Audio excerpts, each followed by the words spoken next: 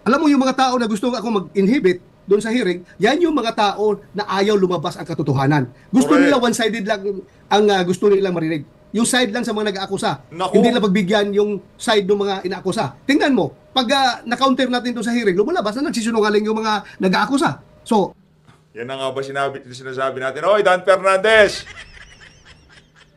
ayaw nyo daw lumabas ang katotohanan. Sila nagpapa-inhibit, di ba? Kumusta ho kayo lahat dyan mga kababayan? Welcome back sa PH Update. Muli ho tayong nagbabalik sa panibagong reaction video. Dito sa video na to, pag-usapan ho natin ang pinaka-latest na interview nitong si Senator Bato de la Rosa. Konektado pa rin ho sa kanilang napag-usapan sa nagdaang hearing sa Senado. Pero bago yan mga kababayan, marami-rami ho tayong hindi napasadaang i-shoutout doon sa mga nagpakulay sa ating comment section, sa ating mga nagdaang video. Shoutout ho muna natin ang mabilisan ha. Shoutout ho dito kay Sir Kid Lilbit. Maraming salamat ho. Mega mega love shoutout. Palakpakan ho natin itong si Sir Kid Lilbit. Mega mega love shoutout din ho dito kay Karen Atilo. Maraming salamat Ma'am Karen Atilo. Maraming salamat sa pagsuporta sa PH Update. Mega mega love shoutout. Si Narskate. Narskate, maraming salamat. Ingat ho kayo dyan sa UK. Mega mega love shoutout din ho dito kay Ray RTA. Sir Ray RTA, mabuhay ho kayo. Mega mega love shoutout, no? Salamat ho sa suporta sa PH Update. Mega mega love shoutout din ho dito kay Rene Familiar. Sir Rene, maraming salamat ho. Yan ang tunay na PH. Welcome back. Maraming salamat ho. Mag-ingat ho kayo, Sir Rene. Mega mega love shoutout. Mega mega love shoutout din ho dito kay Jack O. Lin. Maraming salamat Jack O. Lin sa pagsuporta sa PH Update. Mag-ingat po kayo. Matindi ang pangalan mo, sir. Matindi. Ibang klase ang pangalan mo. Mega mega love shoutout. Shoutout dito kay Vanji Sembrano. Maraming salamat Ma'am Vanji Sembrano. Mabuhay ho kayo.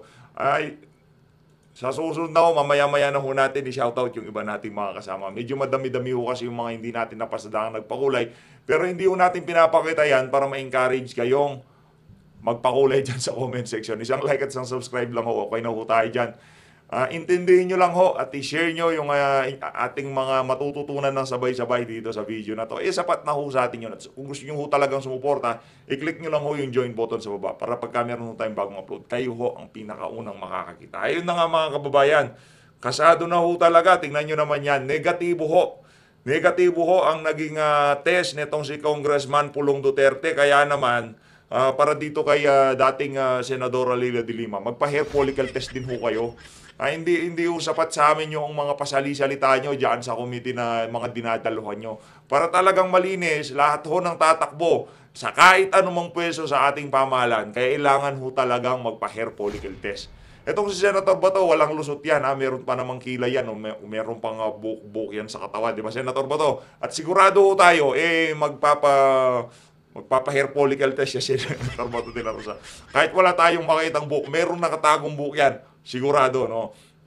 Kaya naman mga kababayan, para doon sa mga nagpapakabibo ngayong mga panahon na to na mga politiko, kailangan ho ninyo kaming latagan ng mga ganitong klaseng kailangan nyo ho kaming latagan ng mga ganitong klaseng resulta ng inyong mga test. Kailangan ho yan. Itong si Atty. Vic Rodriguez, nauna na ho. Pagpa-file pa lang ho ng kanyang COC, talagang linatag na ho niya yung kanyang test, yung kanyang D-test. Ito namang si Manong Pulong Duterte, linabas na rin ho yung sa kanya. Yung kay Mig Rogales, sa tingin natin sa mga susunod na araw, lalabas na rin ho yung kanyang hair follicle drug test. Ayun naman mga kababayan, ito mapanggang sa ngayon, pati sa ating mga sa mga nakaupo sa ating pamahalaan, kahit hindi eleksyon, magkusa ho kayo para dito kay Marcos Jr. para magkaalaman na kung talagang habang nasa tama kayong kaisipan, habang binibigyan nyo ng order yung yung mga ahensya ng pamahalaan. Kaya puro palpak ang ating mga natatanggap na serbisyo sa mga nakaraang kalamidad, dahil ho yun sa mga wala sa tamang katinoan ng ating Pangulo, di ba? Kaya kailangan ho talaga itong hamon kay Marcos Jr. na mag-undergo ng hair follicle test. Dapat ho siyang kumasa dyan sa hamon na yan. Dahil ang ating mga kababayan nagtatanong kung itong si Marcos Jr. dahil marami hong naglabas ang mga statement, kagaya nitong si Ma'am Cathy Binag, na di umano itong si Marcos Jr. at ang kanyang mga kaibigan, nagpupulburon session. At kung ano man yung pulburon session na yan, malamang sa malamang, alam nyo na ho yan, mga kababayan. Ito, dito sa bahagi ng video natin na to, wag nyo naman masyadong banatan itong si Senator Leila de Lima. No, wala namang problema makipag-holding hands sa iyong mga security guard, di ba? Yung mga security personnel mo. Kasi marami hong tinanong sa kanya. Alam ko kung di ho tayo nagkakamali.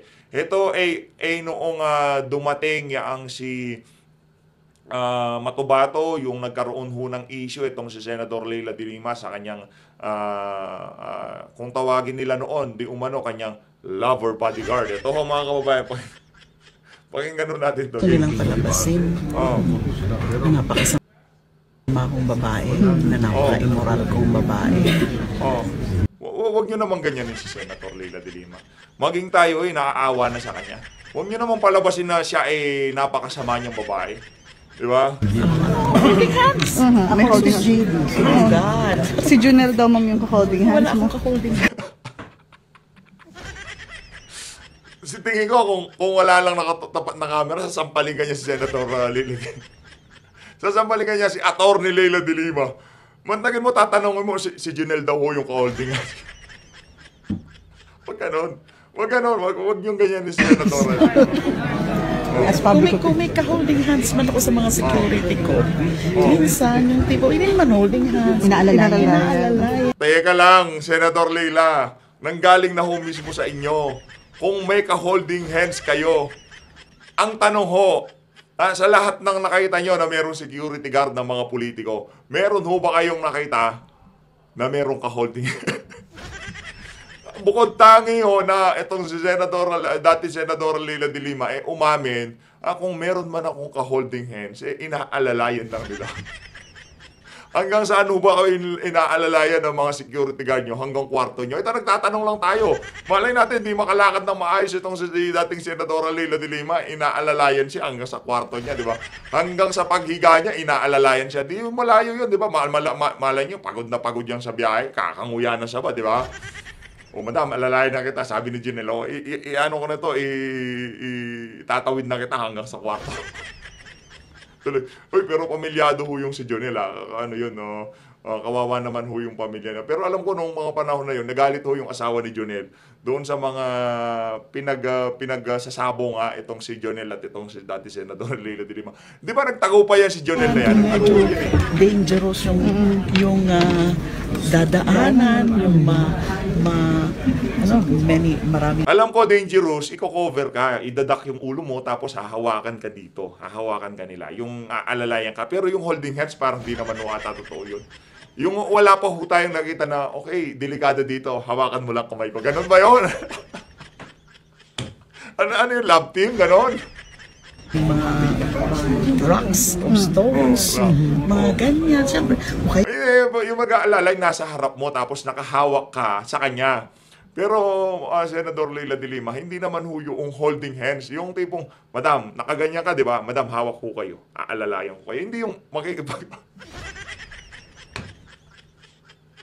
ewan ko lang ako. Medyo hindi ako sold doon sa sinasabi nitong si Senador Leila de Lima. Pagka mabato, makikipag-holding. Ang harot mo, madam. Kaya, pag ganun yung Hindi dapat, madam, next time wag ho kayong makikipag-holding hands. Gawin nyo na lang, hawakan nyo na lang ho sa balikat yung mga security personnel nyo. Wag ho kayong makikipag-holding hands. Napakasagwahong tingnan nun. No? Alam ko lang yung mga ganun, mga teenager, di ba? Yung mga high school, pagka pauwing galing school, tapos meron kang pinupormahan, medyo holding hands yan. Pero kayo ho, madam, senador ho kayo, dahil marami hong pumipitik na camera. Noong mga panahon na yan, at noong panahon mo bilang DOJ Secretary, doon ho naganap lahat ng yan eh. Itong si Junel, ano ho talaga niya, merong, kumbaga siya yung kung tawagin, siya yung, kung si dating Pangulo Rodrigo Duterte, merong Christopher Bongo, ito naman hong si Senador Leila de Lima, meron hong Junel. Kalakaran namin. O syempre, hahawakan ako mga dito.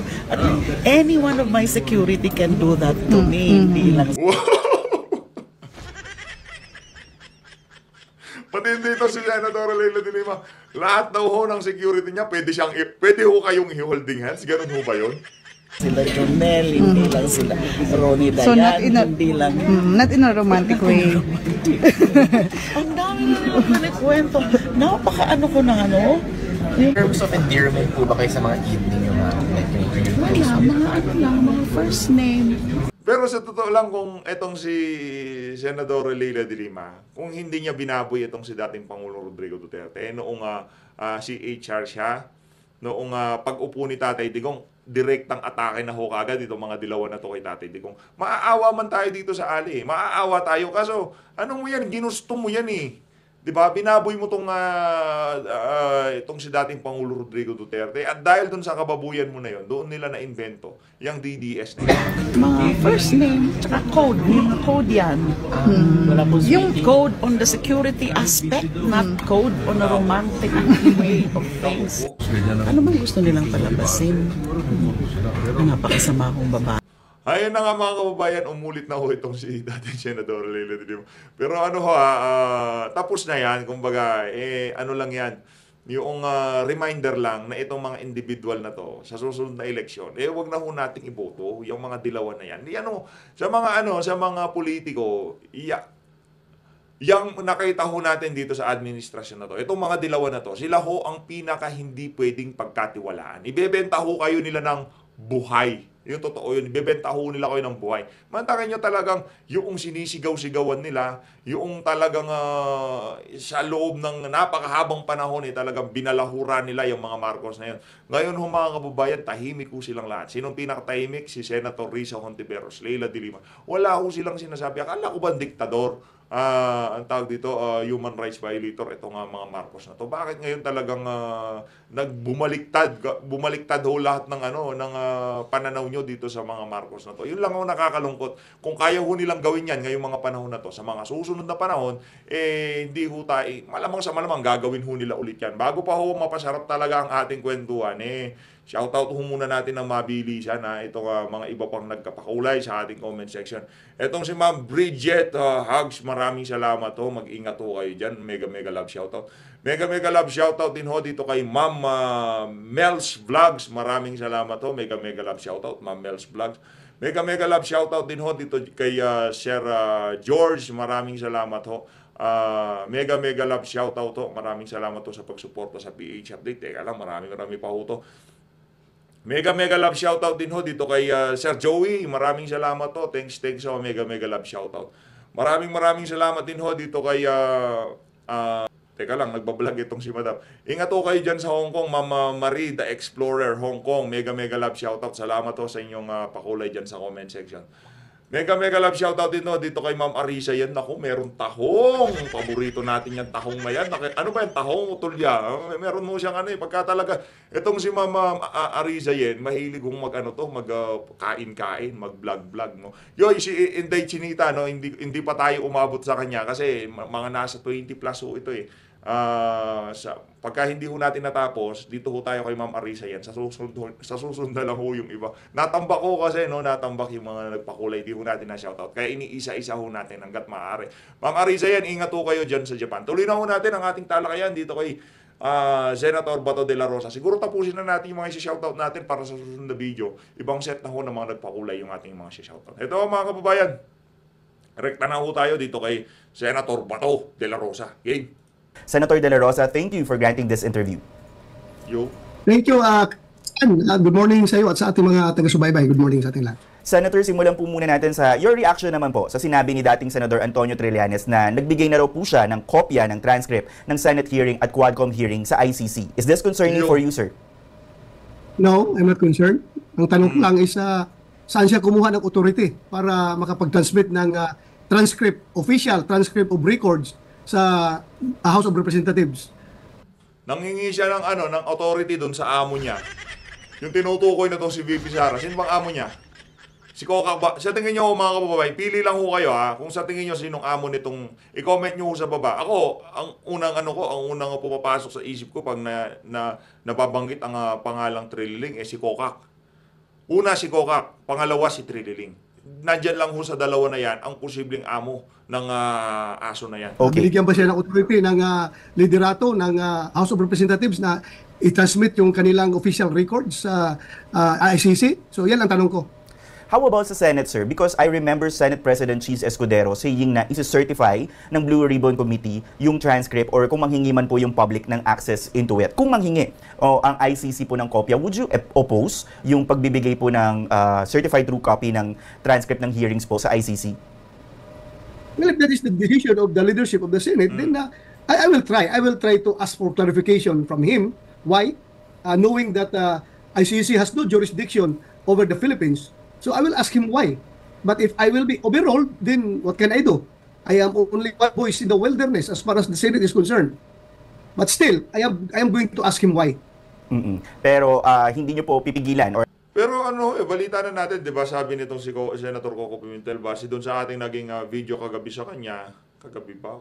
O kagabi na magiging public documents, magiging available sa public yung mga napag-usapan diyan sa subcommittee ng Blue Ribbon Committee.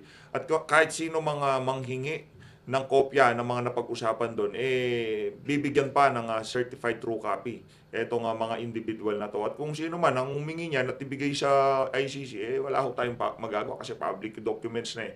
Kumbaga, lahat ng manghihingi ng certified true copy ng mga dokumento na yan, bibigyan nila. Talaga mapupunta yan sa ICC. or hayaan nyo kung anong maging desisyon po nila kung magbibigay. Ang pangit naman ho kasing tignan doon, kukunin si Tatay Digong tapos lilitisin itong mga banyaga na to. Grabe, gumagana yung mga korte natin, wala silang jurisdiction dito. Dahil lang sa away sa politika, hahayaan ho nila na kunin itong mga banyaga na to. Ito si dating Pangulo Rodrigo Duterte. Ang labo lang, nalalabuan lang ho tayo. Bigay man sila ng kopya sa ICC po once manghingi man yung ICC. Well, as I have said, my position is that ICC has no jurisdiction over us. Wala silang jurisdiction. So that would be my basis for opposing that move in the form of objection, maybe. Senator Bato, dahil po sa mga naging testimonya, revelasyon, both sa Senate at sa House Quadcom hearings itong mga nakaraang linggo, do you feel na mas dumarami po yung mga naging materials, for example, ng ICC against those involved sa Duterte drug war? No, I don't think so. I don't think so. Okay. Depende yan. From whose point of view? Pag kunin mo ang point of view ng mga pro-ICC, ay tuwang-tuwa sila. Pero pag kunin mo naman yung point of view ng mga anti-ICC, ay tuwang-tuwa rin naman sila. Na-explain ng gusto ni Pangulong Duterte yung kanyang part sa war on drugs. So, Tama no? Yung mga banat dyan itong si Senator Bato de la Rosa, kahit sa dalawang isa lang naman hindi natutuwa doon sa pagsasalita ni dating Pangulo Rodrigo Duterte dyan sa Senado. Yun lang kung mga namura niya. Si Senator Risa Hontiveros, di ba? Hindi natutuwa si Senator Risa Hontiveros dahil hindi siya nakapalag dito kay dating Pangulo Rodrigo Duterte. Doon sa side ng ICC, okay, linubwas na mismo sa bibig ni Digong na ganyan yung mga ginawa niya. Dito naman sa mga Duterte supporter, lalong nag-alab yung ating yung ating paniniwala dito kay dating Pangulo Rodrigo Duterte na ginawa niya lang yung tama noong mga panahon na yun. so yun nga, sabi nga niya is guilt is personal. So that explains everything, Tristan. But would you say, sir, based on your assessment sa naging mga testimonya ni dating Pangulong Duterte, na-justify niya ba yung pangangailangan ng drug war nung kanyang administrasyon? Kahit sinong tanungin mong Pilipino siguro, kahit sinong tanungin mo, kung kailangan ba talaga tayo mag-wage ng war on drugs, pagpasok ni Pangulong Duterte. If you can remember, that has been a part of his campaign promise nung tumakbo siyang as presidente, na I will address the drug problem, the criminality problem of this country. At siya'y nanalo. Pinili siya ng taong bayan because of that promise. So, naturalmente, when he became the president, he had to deliver that promise. Ayun nga, deliver yung promise na yun. At tuwang-tuwa naman yung taong bayan. Yung kanyang approval rating ay napakataas dahil sa kanyang ginawang war on drugs. So, it explains everything. Na-justified yung kanyang pag-wage ng war on drugs. Okay, but I remember rin po na nagkaroon po kayo ng press briefing with other reporters last week wherein you said yung ibang mga sinabi niya ay posibleng maging quote incriminating. Do you stand by it? Meron po ba siya mga nasabi na incriminating, and at the same time, may mga nasabi rin po ba si Pangulong Duterte na sa tingin nyo ay hindi seryoso even under oath? Yes, but meron siyang klaro-klaro yung kanyang hindi seryoso na pagsabi na yung sinabi niya na you don't need to look further.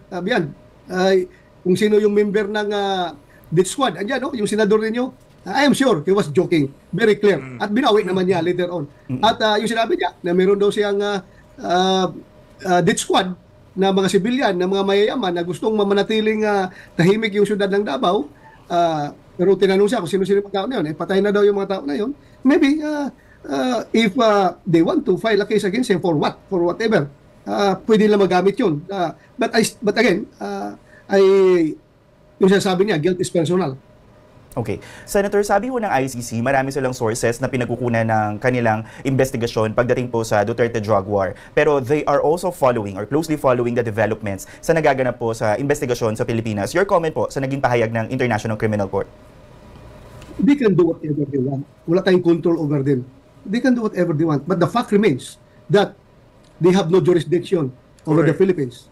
At pangalawa, yung sila mismo nagbabiolate sa kanilang article number 1 ng kanilang Rome Statute na complementarity. Yung complementarity clause na sinasabi. Bakit hindi ba gumagana ang ating criminal justice system dito? Gumagana naman. So bakit sila makialam? We don't need their complementary effort pagdating sa investigation dahil gumagana ang ating criminal justice system dito. Sir, meron na po bang any communication or contact from ICC sa inyo po personally so far? Noon, meron tumatawag sa office. May tumatawag sa office pero in-ignore lang ng mga tao ko dahil hindi namin sigurado kung yun ba ay talagang authentic na ICC. Baka mga tao lang yun ni Trillanes na nagpa-ICC kaya hindi sinagot ng aming mga tauhan sa opisina. Okay sir, but do you remember ilang beses sila Ito si Trillanes, wala na ho siya sa pwesto, wala na siya sa pamahalan, pero nakakapag-asik pa ho siya ng lagim. Kasi sa tingin ko talagang kinuha yan yung kumbaga yung expertise niya dito sa mga ganitong klaseng galawan. Talagang kumbaga dinedicate na niya ang kanyang buhay para habulin ito si dati Pangulo Rodrigo Duterte, di ba? Pag-upo niya, yan, inggit yan inggit. Maraming ganyan, di ba? Inggit. Kung inggit kayo, gumawa rin kayo ng matino. Ganun lang kadali yun. Di ba? Si Tatay Digong, kaya minamahal ng taong bayan, nagtatakas Trillanes bakit kaya mahal na mahal pa rin ng mga Pilipino itong mama na to? Di ba? Ang dami ko nang ibinatong putik sa kanya pero pa rin siya, kumikina. Simple lang ho yan kasi gumawa kayo ng matino. Hindi yung puro kalokohan ginagawa nyo. Itong si Trillanes, puro kababuyan yung ginagawa. Anong maaalala ng mga kababayan namin natin sa'yo pagka naririnig yung pangalan Trillanes? Shoutout nga ho muna tayo. Nagagalit na naman tayo dito kay Trililing. Eto mga kababayan, mega love shoutout din ho ulit tayo dito kay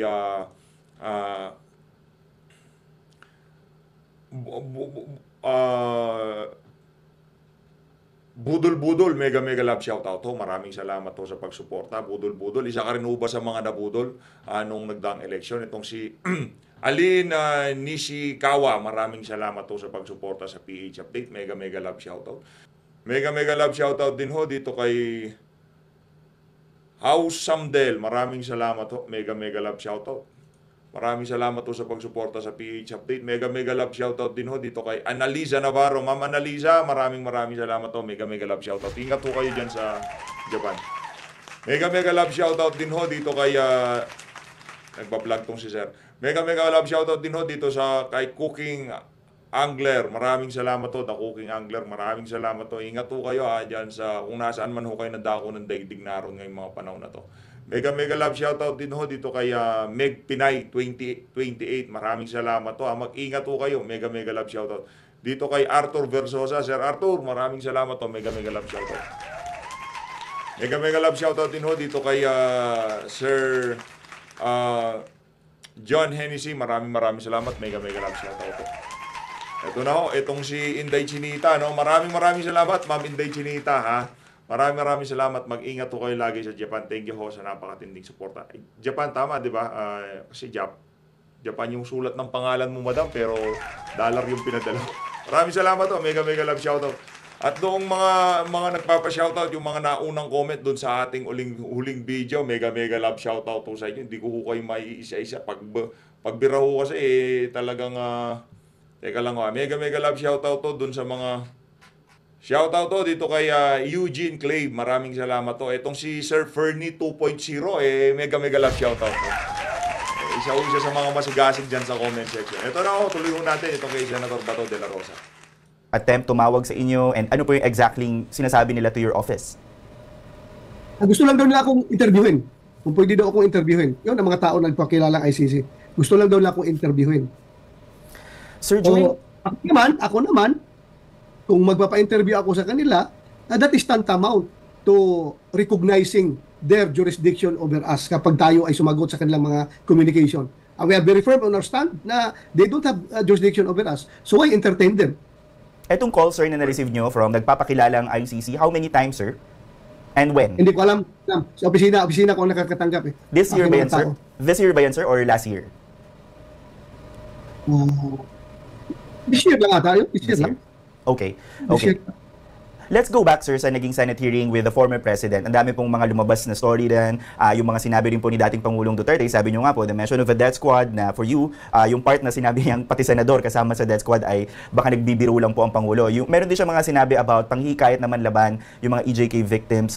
Sabi nyo nga po, some might be incriminating. But during the hearing, sir, there were also instances na nagkakaroon ng palakpakan, ng parang tawanan, which Senator Coco Pimentel described as parang mga light moments. But for the families of the EJK victims, when we spoke to them, they don't find it light and they said that it's offending. How would you respond to that, sir, na sa mga naramdaman ng ibang resource person po doon sa hearing? Well, for the victims, alleged victims of AJK Kuno, that was offending. But para doon sa mga biktima ng mga drug addict, mga drug pusher, yung mga nabiktima nila na mga na-rape, na mga pinatay, na mga drug personalities, ay kaya sila pumalakpak. Alam mo, sino-sino yung pumalakpak doon sa loob ng gallery?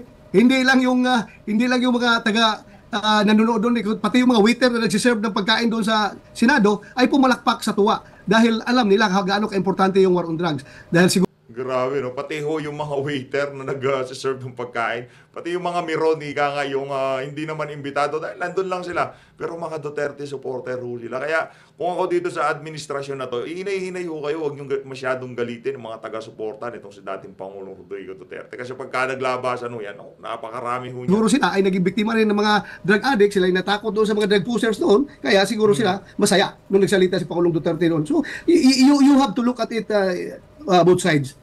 Well, sorry for those naging biktima kung ng alleged AJK, kung sila ay na-offend, pero masaya naman din yung karamihan na pumalakpak dahil nga ramdam nila yung peace and order na idinulot ng war on drugs sa kanilang communities nung panahon ni Pangulong Duterte. Okay, but was it proper, sir? Kasi parang yung isa niyo pong colleague, si Senator Risa Ontivero, sinabi niya killing should not be a laughing matter. Regardless po siguro kung ito ay tungkol sa EJK, but the main fact na ang iniimbestigahan po ay patayan or nagkaroon ng patayan. Yung environment na ganun, sir, do you feel na dapat mabago next hearing, na dapat i-control na po yung mga ganung reaction? Well, you cannot control people's reaction, no? Kung galit sila sa AJK, marami na magnatuwa doon sa war on drugs si Pangulong Duterte. Bakit mo kukontrolin? Gusto mo maging one side lang yung hearing na yung gustong prevailing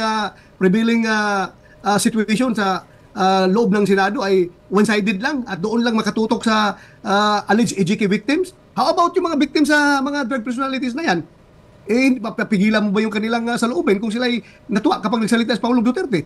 So yun, you have to be neutral pag nandyan ka. You let emotions go kung huwag mo pigilan yung mga tao. Otherwise, diktador ka kung yan ang gusto mo. Okay. Speaking of neutrality, sir, yung presence niyo po sa Senate hearing, kino-question din po ng ibang grupo. Maybe you want to respond po ito. For example, the National Union of People's Lawyers or NUPL said the Senate hearing was a platform for the accused. So ang tanong po ng iba, bakit po you and Senator Bongo ay hindi nag-inhibit during the hearing? Ano po ang masasagot niyo? Because I spoke to Senator Pimentel and sinabi niya ang inhibition ay manggagaling sa individual. So for example, sa inyo po dapat manggaling if gusto niyo mag-inhibit. Bakit ako mag-inhibit? If I inhibit, that would be tantamount to disregarding the truth. Alam mo, yung mga tao na gusto ako mag-inhibit doon sa hearing, yan yung mga tao na ayaw lumabas ang katotohanan. Gusto Correct. nila one-sided lang ang gusto nilang marinig. Yung side lang sa mga nag-aakusa. Naku. Hindi na pagbigyan yung side ng mga inaakusa. Tingnan mo, pag na-counter natin doon sa hearing, lumalabas na nagsisinungaling yung mga nag-aakusa. So, Yan na nga ba sinasabi natin, Oy, Dan Fernandez! Ayaw nyo daw lumabas ang katotohanan. Sila nagpapa-inhibit, di ba? Pagka sa House of Representatives, palong-palo kayo na dumalo itong mga senador na to doon sa pagdinig nyo. Pero pagkatatalakay na yung issue doon sa Senado, kailangan mag-inhibit sila, ganon. Anak na to. O, hindi ganon, wag ganon. Ang baduy ng ganon. Yan ba ang truth na gusto nila? Yung nakasiper yung bunganga? Yung truth na one-sided lang? Okay. Yun ba gusto nila? May- Yun ang mga tao na gusto mag-inhibit tayo. Yan yung mga tao na ayaw lumabas ang katotohanan. Okay. But dun sir sa hearing po or sa future hearings, you'll act as both interpellator at resource person. Kasi po may mga nagtatanong din, ano po ba talaga yung magiging role nyo doon? Because last hearing, nagtatanong din po kayo, pero at the same time, sabi naman ni Senator Pimentel, if may gustong itanong sa inyo, pwede rin po because you're also a resource person. Dual po ba yung role nyo dun, sir? Yes, as I have said from the very beginning, I am offering myself to be interrogated by my colleagues. Sabi ko nga, throw me your questions and I'm willing to answer everything under the sun. Kahit anong tanong nyo, itanong nyo doon sa akin. At huwag kayong mag-alala. Kaya nga sabi ko, my presence there is twofold. One, being the chairman, being a member of that committee. And number two, being a resource person. I am offering myself as a resource person in that hearing because my name was frequently Mention. mentioned in the hearings in the other house. Senator, what's next? Gusto nyo bang dumalo pa ulit si dating Pangulong Duterte sa future Senate hearing sa drug war? Hindi mo na yung maimbita dahil nagsabi ng ASEAN yung pinapauwi natin, wala na kaming question, sir, tapos na, wala nang gusto magtanong sa'yo, umuwi ka na, pahinga ka na, sabi na, no, tapusin natin ito. Ayaw ko na pabalik-balik dito dahil mahal na pamasahe sa aeroplano, papuntang Manila, galing Davao. Tapusin natin ito. So, yun nga, exhausted. Lahat ng possible questions na kailangan itanong sa kanya ay exhausted na, wala na kaming maitanong. Kaya, what's the need? What's the need for him to appear in the next hearing? So mukhang hindi na kailangan siya mag-attend. And kayo sir personally, sino pa ang gusto nyong makaharap at matanong sa susunod na hearing? Because again, based from my interview last week kay Senator Pimentel, he said i-schedule niya lang yung second hearing kapag nag-confirm or may confirmation po si retired Police Colonel Royina Garma. Kayo sir, anong kondisyon nyo or sinong gusto nyong makaharap sa mga future hearing po ng Senate? Yun nga, sinabi na yung absent, lahat ng absent na inibitahan namin na hindi nagdating, like Colonel Garma, Colonel Leonardo, who are under the custody na nakakulong, no? Under contempt, cited in contempt doon sa lower house, sa Quadcom, nakakulong sila ngayon. Kailangan ipadala yung dito sa amin. If there still remains the interparliamentary or interchamber courtesy, dapat pagbigyan din nila kaming matanong yung kanila mga resource person na nakakulong ngayon, ipadala rin nila sa amin para matanong rin namin. At yung si Kerwin Espinosa, yung drug lord na si Kerwin Espinosa, kailangang pumunta at sagutin yung mga tanong galing sa members ng Hindi ko kasi inaasahan itong mga resource person na to na ipapatawag sila na magkakandak ng sariling investigasyon ng Senado. Noong inayaw siguro sila ng mga congressman na to, okay lang yan, sige, kami bahala sa inyo, sagot namin kayo dito, sabihin nyo lang yung mga gusto namin marinig. Kaso hindi ko nila inaasahan kasi si Senator Bato de la Rosa nung una, di ba, hindi ka mag-iimbestiga. Ayan natin sila para namang self-serving kung pagka kami yung nag-imbestiga kasi kami yung mga inaakusahan dyan, di ba? Akala nitong mga congressman na to, mapipilit nila itong mga malapit kay Tatay Digong ng mga senador na dumalo dyan sa kanilang pagdinig sa House of Representatives. Ang nangyari nagsagawa ho sila ng sarili nilang investigasyon. Ngayon, napakalaki ho ng problema ng Tuadcom. Committee. At yung sinasabi nila na yung driver ni Laila de Lima na si Ronnie Dayan, kailangang magsipot ninyo sa hearing para matanong natin. Sir, ang sabi po ng House Quadcom, bukas pa rin daw po yung kanilang invitation sa inyo at kay dating Pangulong Duterte. To this point, may chance po bang dumalo kayo sa House Quadcom hearing or wala po talaga? Kasi sabi sa kanila, Christian, na hintayin na lang nila na hindi na ako senador. At pag hindi na ako senador, I am no longer representing my institution na ayaw kong mabababo yung interparliamentary courtesy na ino-observe ng Kongreso. Pwede ako pumunta doon. Pero sa ngayon, since senador pa ako, ayaw ko po na masira yung tradisyon na yan at pagdating ng araw, I will be cited as the precedence of violating the interparliamentary courtesy. Pag sabihin nila na si Bato kasi sinimulan ni Bato, tingnan nyo, wala natin magawa. Kapag nababanggit yung pangalan ng senador doon sa hearings na ginagawa ng lower house, ay obligado tayo mag-attend dahil sinimulan na ni Senator Bato. And wala natin magawa dito sa ating mga parliamentary, mga legislative functions dahil 24 lang Senador Tristan, no? Kung palagi nag-report doon kung may hearing, wala na magawa yung Senado. Whereas yung lower house, 300 plus sila. Kung ipapatawag sila ng Senado, pwede pa sila magpapangsyon doon. Pero dito sa Senado, 24 lang kami. Kaya nga, ino-observe yan, kinukopya natin yan ng Philippine Congress, yung tradition na yan from the US Congress. Dahil mas marami ang congressman doon sa US kaysa senador. Kaya nila yan na ino-observe yung tradition na yan. Sige lang, hintay lang sila. Pag hindi na ako senador, they can call me anytime. Wala po akong dapat na pangangalagaan na tradisyon. Pwede na ako mag-attend doon. As I've said, kung swapang na ako.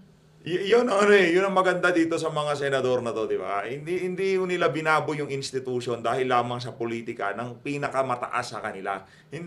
Itong si Chis Escudero, may kulay talaga niya, dilaw na dilaw eh. At ngayon talaga namumula-mula siya ng konti, di ba?